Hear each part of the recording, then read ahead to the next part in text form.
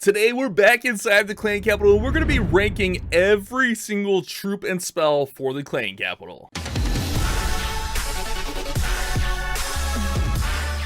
What's going on, Clash Bashers? Rocky here today, and it's time for the clan capital tier list. We're going to go through and rank all of the troops and spells, and I just want you guys to know this is my opinion based on where my clan is right now in May of 2022 as far as the clan capital. Maybe more updates will be out. We can kind of reflect on this later, but you can see here we're at Capital Hall level 7, or Capital Peak level 7, and things have been progressing pretty well, but let's be honest, guys.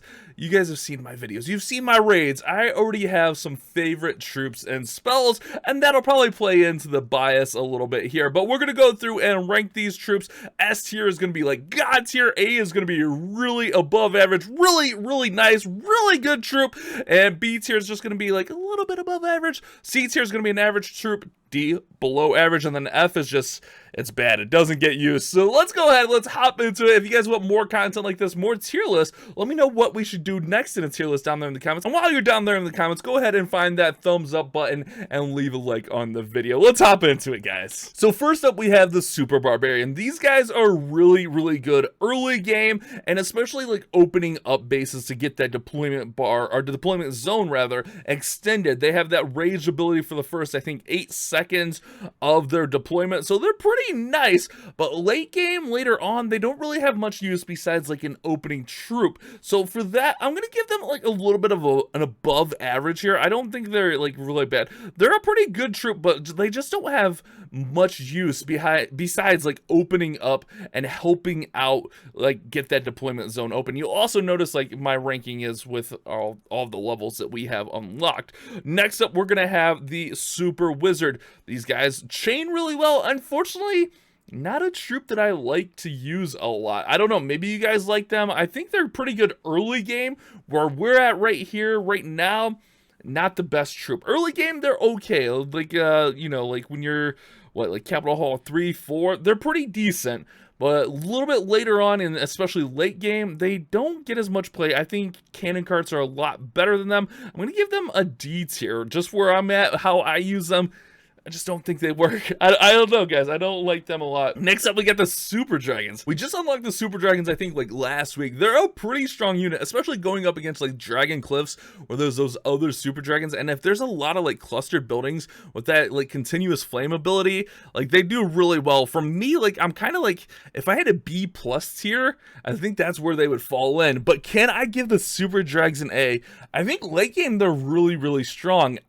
I just don't use them a ton. I have my favorites, and if this is my tier list, I think I gotta knock them down to a B. Oh no, oh that's painful to do. But I like they're like, if there's a B plus tier, they're right there. They're right on the cusp of A. Maybe as we level them up and use them more, maybe they'll move up to an A tier for me.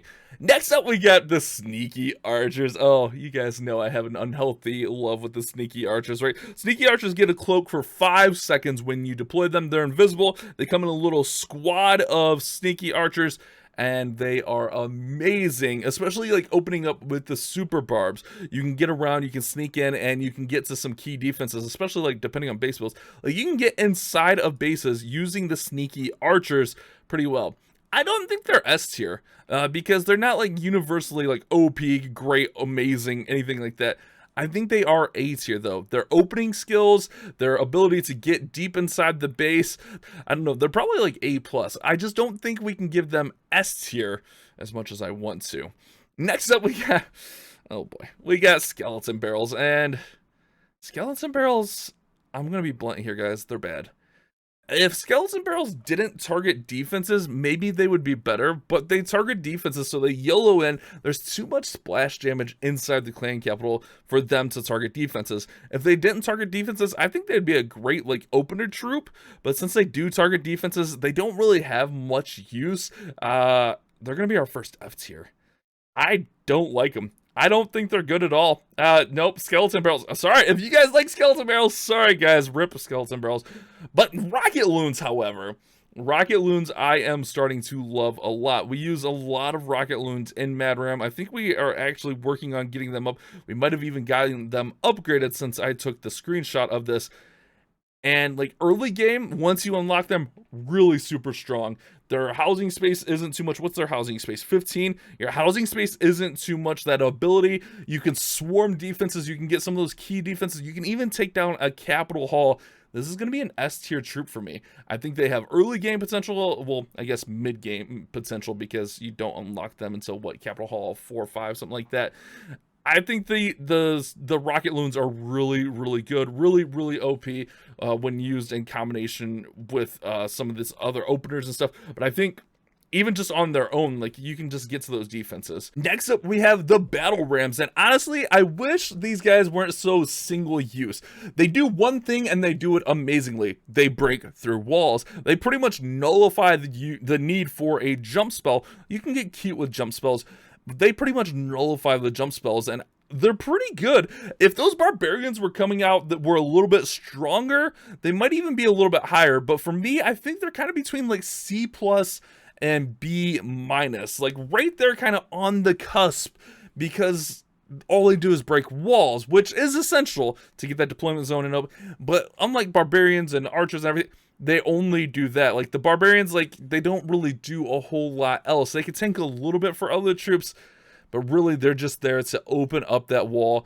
And I can't give them like a failing grade or a negative grade. I think they're just kind of neutral. I think they're just kind of there, but in a good way. So we'll give them like a C+ here for the battle rams. Next up is super pekkas. And our last raid weekend, if you guys watched that video, I was kind of surprised by the super pekkas late game, or late in the raid when we got to the Capital Hall. The super pekkas are actually surprisingly a lot stronger than I gave them credit for, especially with that ability where they explode, dealing 1200 damage, just making sure my numbers are right there. That's pretty significant, guys, and I believe that number goes up as you level them up as well. So they're pretty good. They deal a lot of damage. They're beefy.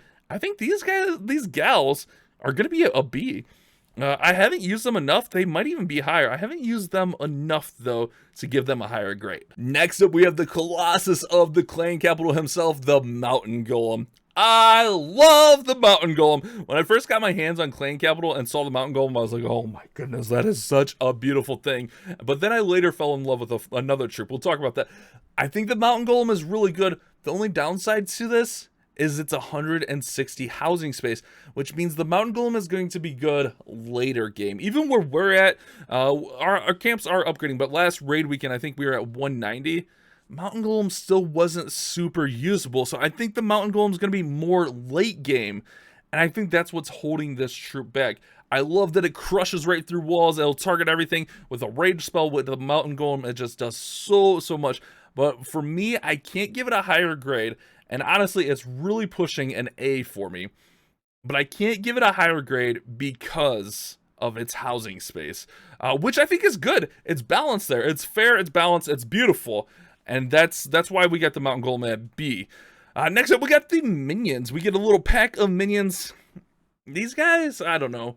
They're okay for opening. They're not great. What are they? They're 10 housing space. Like, with so many air targeting defenses. Oops, that's the next one. With so many air targeting defenses, I wish I could give them higher, but really, like, I gotta put them as C. Because I have used them in ways that are beautiful. Like, honestly, they probably should be a D, but I favor air in the clan capital. And I have used them to, like, tank a single for flying fortress.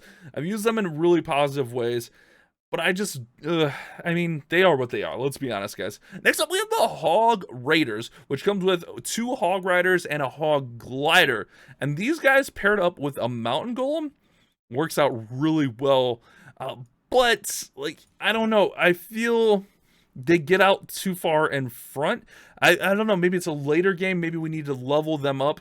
I'm not in love with the Hog Raiders yet. And it saddens me to say that, guys. It's not a troop I use a lot. Again, my list, my opinions, deal with it. Hog Raiders, C grade. C grade for the Hog Raiders. Next up, we get the Super Giants. I love the Super Giants. One of my favorite ground units. They help beat through walls, so you don't even have to use rams if you don't really want to. They provide a lot of tanking. They only are, what, 10 housing space? Yeah, 10 housing space, so they're not too bad there. I think these guys are just as usable as like sneaky archers. You throw them in there, you can have sneaky archers behind them, you can put like super wizards behind them, you can put cannon carts behind them. I like the super giants quite a bit.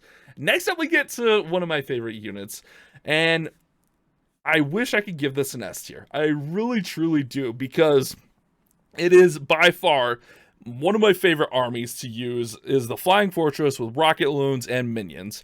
But the problem is, and I've talked about this quite a bit, is the housing space.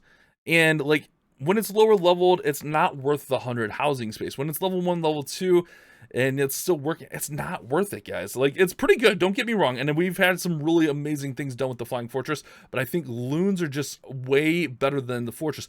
Late game though, Fortress is OP. If you watch the Clan Capital stream we did over in Helsinki, Finland with myself, Judo, Itsu, Boom, and Eve Kale, the Flying Fortress was a favorite of a lot of us, along with the Mountain Golem, but that was also late game stuff. So I would love to bump it up because it's one of my favorite armies, but I think it's got to go A tier. It's a really cool new unit, but I think the housing space holds it back early game, and the level, like, it's just not strong enough when you first unlock it. Loons are by far a superior option when you unlock them. Next up, we have my favorite ground unit in the Clan Capital. I thought it was Mountain Golem. I truly thought my favorite ground unit was Mountain Golem, and I love the Mountain Golem. And maybe it's just because Mountain Golem, you know, we're not to that late game part. But the cannon carts paired with super giants is amazing. Even these guys with pekkas, amazing. Even these guys with the golems, amazing. I love the cannon carts quite a bit.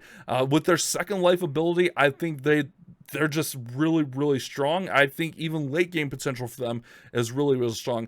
And I think they're going to be my second S tier troop. I think we need one for ground, one for air. So they're going to be my ground troop that is going to be S tier. So nothing too bad here. I mean, a pretty balanced list here. I feel like this is, I mean, really, like, these guys could be A. I don't know. I like them quite a bit. Next, we're going to talk about spells. Let's hop into the spells, guys. And we're starting with a jump spell. I didn't know that one was up first. Caught me off guard here, guys. Let me know what you think so far about my troop list. Do you agree? Do you disagree? Where would you put stuff? And again, I think it kind of varies where you're at in the clan capital, right? I think we're a little bit further than a lot of people are. So I'd love to hear your guys' opinions down in the comments. But jump spell, look, I'm not even going to hesitate, guys. Jump spell's an F. Unfortunately for the jump spell, it is easily replaced by the battle ram. Just simple as that. And even like if you're trying to jump over water, you can use like a frost and like get a little bit extra value. It is only 2 housing space, right? But I just don't. I think the lightnings are a better option for those 2 housing space. Rarely, like, maybe it's F plus. I don't think I've ever voluntarily used a jump spell in my clan capital life. Enough said. That's rude. Next up, we got lightnings. You guys, I've seen the comments. I have an unhealthy obsession with lightnings. I think lightnings early game with the rocket loons, OP. Steven turned me on that strategy. It is so good. But even like, I love when I open with like barbs and sneaky archers and rams. I love just zapping and getting some value on some of those bigger defenses. I think the lightning has a ton of potential in the clan capital. A lot of potential that I didn't actually see. And the more I play this spell, the more I love it. And this one might be like the most controversial so far. I think with the early game use and even like the mid to late game use, I think it's an A tier spell. I truly think it's an A tier spell. And with the heal spell's up next. You get the heal really early, and it's really good for keeping your units alive, especially if you're using something like the super giants and cannon carts early. It is going to come in, and it carries over. The nice thing about the heal spell is, like the jump, the rage, the frost, it is going to carry over to that additional raid. And I think this one's going to be really good as well. I don't think there's really, besides the jump spell, any negative spells out here. Jump spell is just too easily replaced. Super giants, battle rams replace the jump spell. I like the heal spell a lot. It's kind of hard to rank the spells. Frost spell, great spell as well. You can walk over water with it. The only downside is 4 housing space, but it's going to slow down defenses also. I think for the 4 housing space, we'll give it a B+. but honestly, that's just nitpicking because I don't want to put all the spells in A. I think that's just a little bit ridiculous. But I think if it was a 3 housing space like the rest, it would easily be A, maybe even pushing S tier. I don't know. I kind of feel like this needs to go A tier. I think let's go.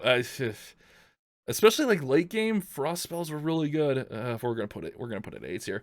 And then our rage spell is gonna be our S tier spell. This thing is beautiful. It's so nice. Being able to rage and then rage on the next attack as well makes the rage spell my S tier spell. So that's my clan capital tier list for where I'm at with my clan and Mad Ram. Again, capital peak level 7. We're starting to push into that later game. I think we're mid game now, pushing into that later game. What do you guys think about this? I would love to use super dragons a little bit more. I think fortress is going to be used a lot more as we move in, and I think even sneaky archers might just start moving down the list as we push a little bit further in. Even minions could go down a little bit, but this is where we're going to leave it for now. Hopefully you guys enjoyed it. Let me know your opinions on the tier list down there in the comments. You guys have a great day. Keep on clash bashing.